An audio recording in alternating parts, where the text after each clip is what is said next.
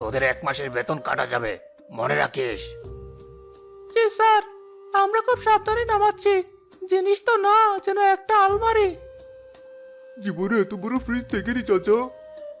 দেখবি কি করে, এই মডেল সারা উপজেলায় আর দ্বিতীয় পিস নেই। একেবারে ঢাকা থেকে অর্ডার দিয়ে আনিয়েছি, 350 লিটার। বুঝেছিস কিছু? কি ব্যাপার হাসেম ভাই, সকাল সকাল এত হুলস্থুল? বাড়িতে নতুন কিছু আসলো? আহ, আহ, আহ। আরে মতিন ভাই, আসেন আসেন। দেখেন, আল্লাহর রহমতে একটা নতুন ডিপ ফ্রিজ কিনলাম। কোরবানির ঈদ তো চলেই এলো। প্রতিবার গোস্ত রাখতে গিয়ে যে কি হয়রানি, এইবার আর সেই চিন্তা রাখিনি। আপনাদের ভাইয়ের শখ তো কম না মতিন ভাই। বললো এবার এমন গরু আনবো যে তার গোস্ত রাখতে আলাদা একটা ঘর লাগবে। ঘর তো আর বানানো গেল না, তাই একটা ফ্রিজই কিনে ফেললেন। মাশাল্লাহ ভাবি, আল্লাহ আপনাদের আরো দিক। তা গরুকে দেখা হয়েছে? গরু? আরে গরুর কথা আর বলবেন না। এবার হাটে যাব না, একেবারে খামার থেকে আনাবো। আমার এক পরিচিত লোক আছে, ইব্রাহিম কন্ট্রাক্টর। তাকে বলে দিয়েছি সারা দেশের সেরা গরুটা যেন আমার জন্য রাখে।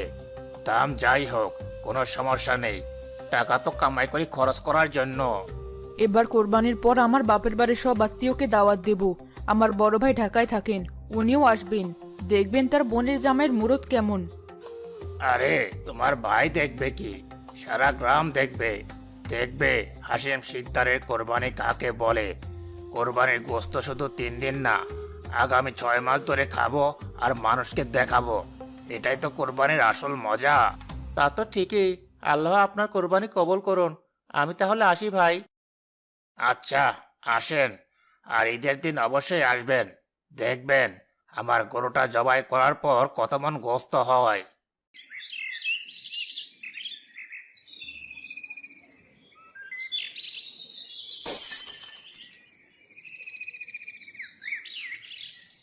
এই হলো 10, 20, 50, 100।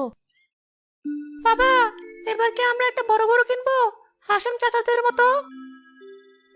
না বাবা, আমাদেরও তো সামর্থ্য কই। আল্লাহ যতটুকু দিয়েছেন তাতে আমরা খুশি। বড় ছোট দিয়ে কোরবানি হয় না বাবা, কোরবানি হয় মন থেকে, তাকুয়া থেকে। তোমার বাবা ঠিকই বলেছে বাবা। সারা বছর ধরে আমরা এই টাকাটা জমিয়েছি। তোমার স্কুলের টিফিন থেকে বাঁচিয়ে, আমার সেলাইয়ের কাজ থেকে জমিয়ে, তোমার বাবার দিনমজুরের টাকা থেকে একটু একটু করে রেখে। এই টাকাটা আমাদের কাছে অনেক দামি।